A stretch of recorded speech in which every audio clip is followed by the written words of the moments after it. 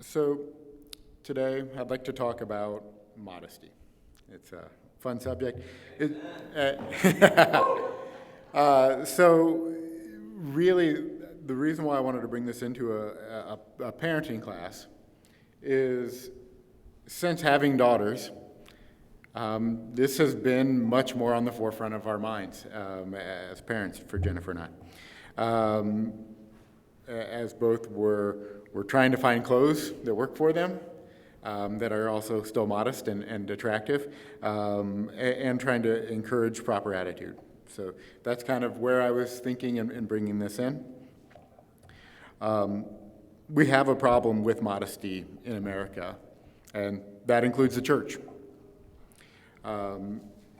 Evidence of this is we see the sexualization of everything in our culture. We see that especially in media, both TV, movies, and especially social media, things like Instagram, Twitter, all that is just covered with immodesty and sexualization. And while most of this is focused at adults, it's resulting in the sexualization of our children. We see things like on Netflix, they had that show Cuties that got a lot of publicity. We have kids' swimwear. If you've tried to find bathing suits for small girls, you know that it isn't just for adults, for immodest swimwear. So why does this continue? We like sin. Men like to lust, and women like to be lusted after. That's what it comes down to. We also see kind of a slightly different thing that results from dress that's been a thing lately is kind of the gender-bending fashion. We see men wearing dresses, not even necessarily a case where they're trans or trying to, but even cross-dressing. I've seen some things recently at some Hollywood awards where men who are supposedly straight are wearing dresses. I don't know if it's shock value or what. And then women also dressing like men. Like this is happening both ways. So that's kind of the state I see in our culture, and that is moving into the church, right? We're not immune from the culture we're in. I see three sins that we can kind of run into around modesty that we need to watch out for. We need to watch out for being legalistic. We need to be careful not to add requirements and rules that are not biblical. We don't need to be checking hemlines with a ruler or adopting uniforms like the Amish. We don't have requirements for burqas in Christianity, right? We're not Gnostics who think that the physical world is bad and only spiritual beauty matters. God made men and women different, and being able to observe that in what we wear is not wrong. In fact, when done properly, it is to the glory of God. The next sin that I see, and this is probably the most obvious, is attention-seeking. This is what most people think of on the subject. This covers tight pants, low-cut tops, short shorts, open backs, and the list goes on. Why do we permit this culture? Because, again, people love their sin. And then third, we see an abdication of responsibility, this primarily of husbands and fathers. Marriage and household headship, we see a model for Christ's relationship with the church.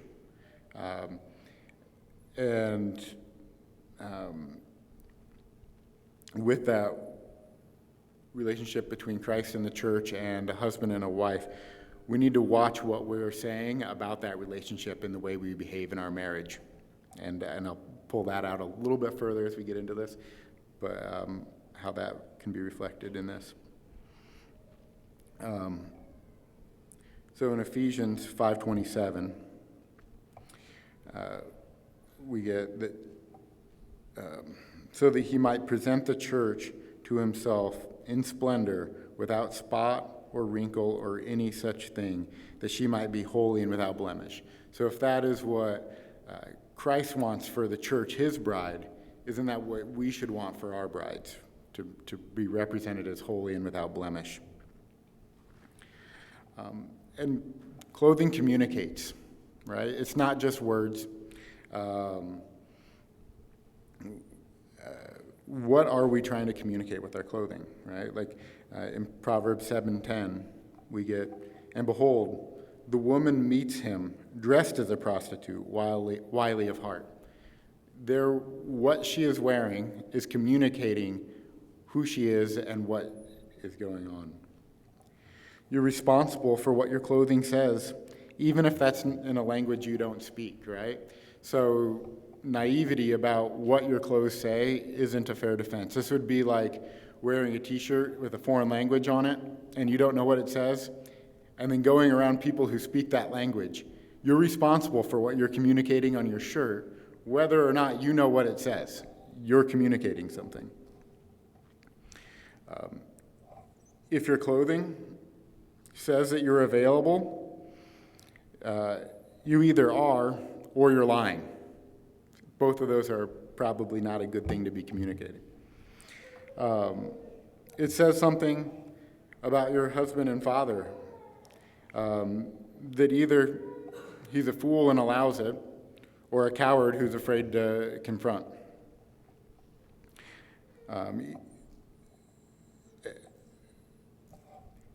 And then that kind of gets back into also the marriage relationship, how it represents the relationship between Christ and his church, and what is this saying about how the church is towards Christ? So if you're going around as a married person and portraying that you're available and open, what does that say about the church and how we are towards Christ? And on the flip side, if a husband is allowing that or even promoting that as what his wife or daughter should wear, what's that saying about Christ's attitude towards the church?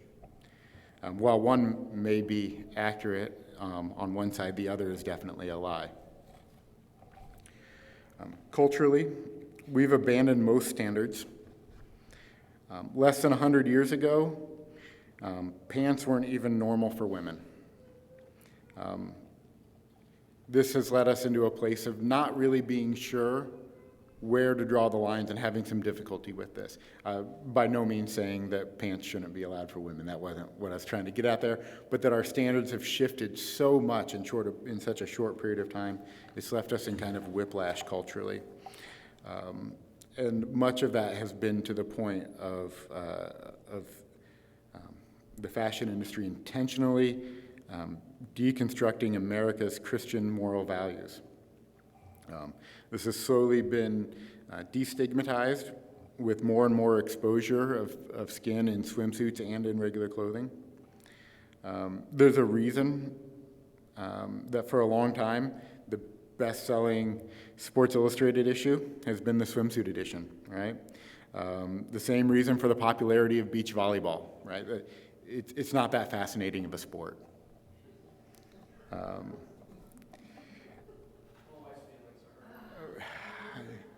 It's a fine sport, but it doesn't quite grip into where the fascination is, right? And we need to review and think about how much of our thoughts on this subject are shaped by our secular culture. A culture that, as we've highlighted in many teaching, views sexual gratification as the highest goal for humans, right? The way you get the most fulfillment in our secular culture is through your sexual gratification and expression. So that's going to be reflected in the culture, in what is chosen to be worn and how we portray our bodies. That's not how the church is supposed to view the highest, right? So as Christians, our standards should be different. It's also a good reminder that biblical standards don't go out the window because you're within 30 feet of some water, right? The same goes for athletics. If you can't perform as well in looser or longer clothes, okay, I guess What's more important, that your daughter performs slightly better in a junior high volleyball game, or that she honors God in her dress? Finding clothing, as I kind of mentioned before, finding clothing for our daughters has been a constant struggle, especially with Anna being taller. It's hard to find shorts that are long enough, so I'm understanding here, right? And that's not to even mention the intentional styling changes. But it's something that we should be striving for. We also want things that are not too skin tight without looking frumpy, right? That's not the goal. We don't want to hide the beauty that God has made in women with the way we dress. We just want to be careful about what we are saying. By the way, this isn't a new problem, just in case anyone isn't aware. John Bunyan said the following: "Why are they going for their naked shoulders and paps hanging out like a cow's bag? Why are they for painting their faces, for stretching out their neck, and for putting themselves unto all the formalities which the proud fancy leads them to? Is it because they would honor God? Because they would adorn the gospel? Because they would beautify religion and make sinners to fall in love with their own salvation? No. No, it is rather to please their lusts. I believe also that Satan has drawn more into the sin of uncleanliness by spanning the show of fine clothes than he could possibly have drawn unto it without them. I wonder what it was that of old was called the attire of a harlot. Certainly it could not be more bewitching and tempting than are the garments of many professors this day." That was John Bunyan in the 1600s. I'm pretty sure what passes for normal daily wear today would probably be considerably less modest than what he was thinking of at that time. So we've kind of seen there is a problem, right? So what are we supposed to do about it? Men, we need to step up as the heads of house. How does a father properly behave, right? Well, in Genesis 3:21, you may want to mark that because we're going to come back to that here in a minute also. We see that God covers their nakedness with coats of skins, right? He's the first dad in history to send his kids back upstairs to put on more clothes, right? And don't be a coward, right? Don't be afraid to have the argument or the fight and be willing to say, hey, that's not okay to go out in public in, right? I think too often we like our peace at home. I know at times I'm guilty of this. I will let something pass, not necessarily in clothing, but in other areas. I'll let something pass because I just don't want the confrontation. I want the peace and the relaxation that comes with it. And that's something I have to struggle with. Women, our wives and mothers, you need to model modest feminine beauty for your children. It's important for our daughters to see how this is done, and for our sons to see that beauty is not what TikTok or Hollywood puts in front of them. See, in 1 Timothy 9 and 10,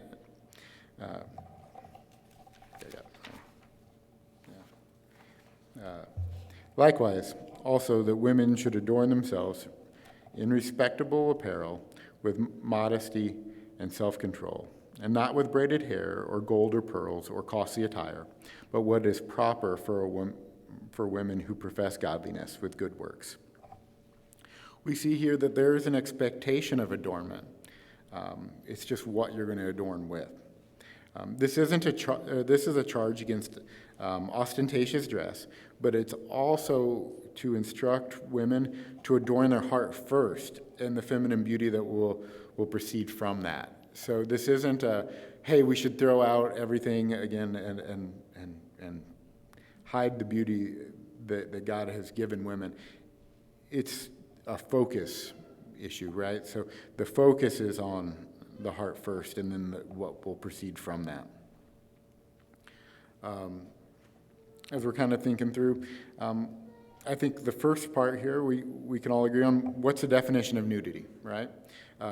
Exposed breasts, butts, crotches, right? I think we can all kind of settle on that. But what is the biblical definition of nakedness? This might be something we haven't thought about. This is where we're going to get back into Genesis 3. So in Genesis 3:7, we see, then the eyes of both were opened, and they knew they were naked, and they sewed fig leaves together and made themselves loincloths. So they saw they were naked, and in their attempt to cover it, they made loincloths just to cover themselves. And then we see in Genesis 3:10, and then he said, I heard the sound of you in the garden, and I was afraid because I was naked and I hid myself. So this is after they have their loincloths. He still realizes that he's naked, right? And then in 3:21, and then the Lord God made for Adam and his wife garments of skin and clothed them. He makes them coats or tunics, depending on the definition. The word here is kethoneth in Hebrew, and it's the same word that is used for Joseph's coat of many colors in Genesis 37. And it was a piece of the priestly garments that's described in Exodus 28. And it's described there with sleeves, and it came down to about the calf. And in 2 Samuel 13:18, this is the same word describing the garb of the virgin daughters of the king with a long robe with sleeves. So I think that this shows that God's standard includes the torso in what he considers nakedness. We also see in Isaiah 47:2-3, take off the skirt, uncover the thigh, and pass through the rivers. Your nakedness shall be uncovered. And in Exodus 28, also again with the thigh, and you shall make for them linen trousers to cover their nakedness, and they shall reach from the waist to the thighs. So I think this gives us a pretty clear description on how short we can come up, right? The thigh is considered nakedness within biblical standards.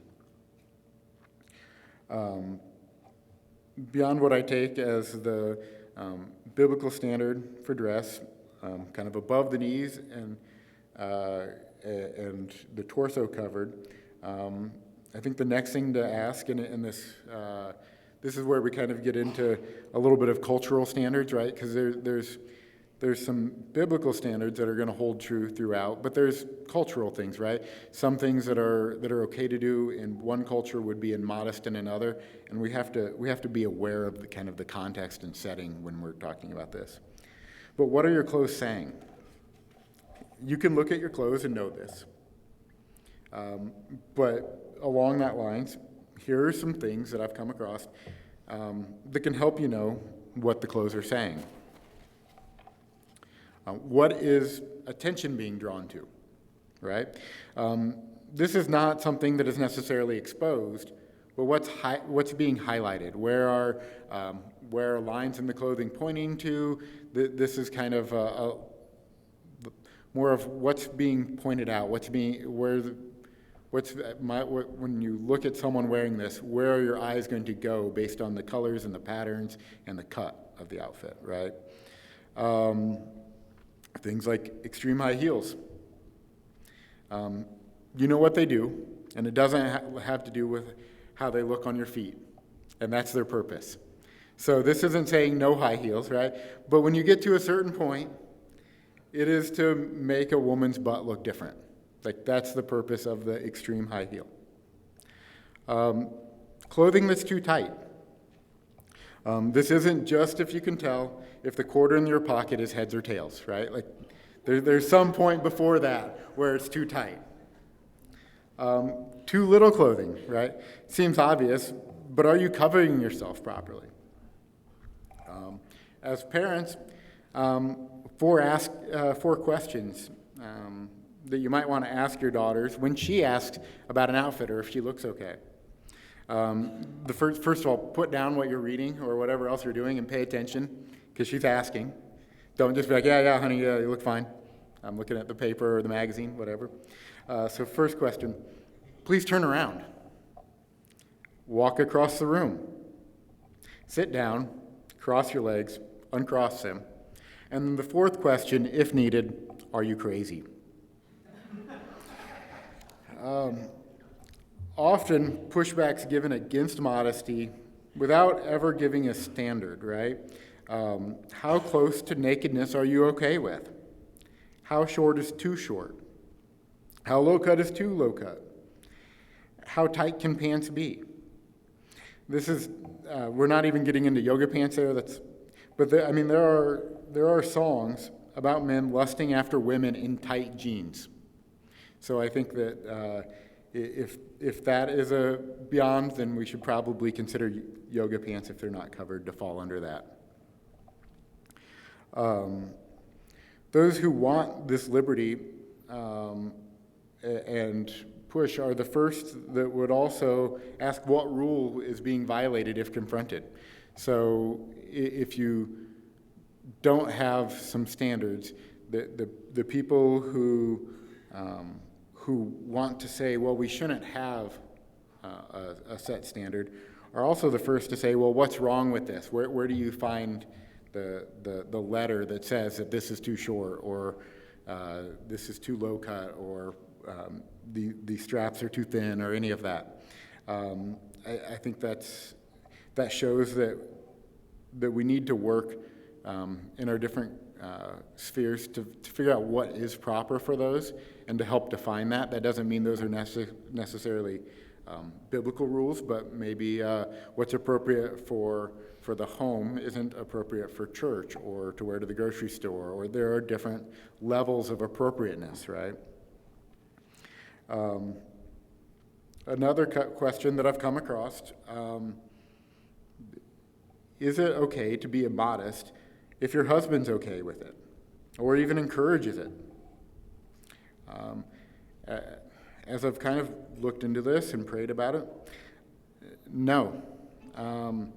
Permitting or encouraging individual sin is not within the godly authority a husband has in that sphere of authority, right?